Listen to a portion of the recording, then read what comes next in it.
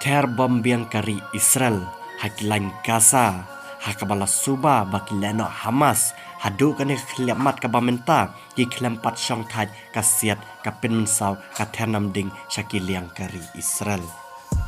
Kitelang kubar ki bana satlak chakne ka perthai kilayathu ba menen ka step ka singi ublay ka platarik ubnai me usnam arjar arpusan kala pelangik spai Israel sa hisin bakin ternam ding hakite ki jaka haki lain northern Gaza haka bak sipai Israel kila suba bat kila ong baki Hamas kila ternam ding kila terroket nakate ke jaka syaka liang Israel.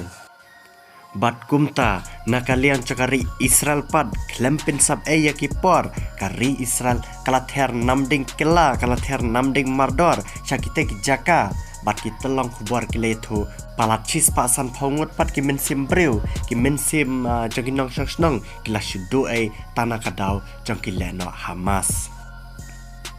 Palachis pa tamungat pat gidi ki mensim breu hi ki balam men saujur na kane ka jing ternam ding men step na kari Israel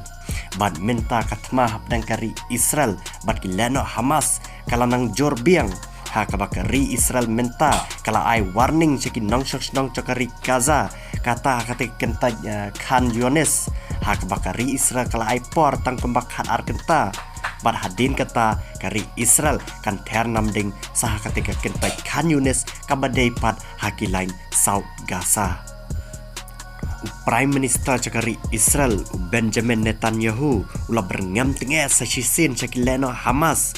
ba unam ailat yak sang leno Hamas bakin hakite kitan bad kari Israel kan pendam kan pendona isndan ya baro kisang leno kibadan hakite kilan Israel.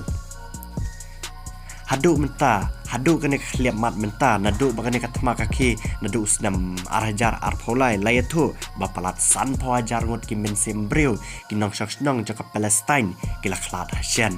Bapalat silak arpau tamungot pad ki dei ki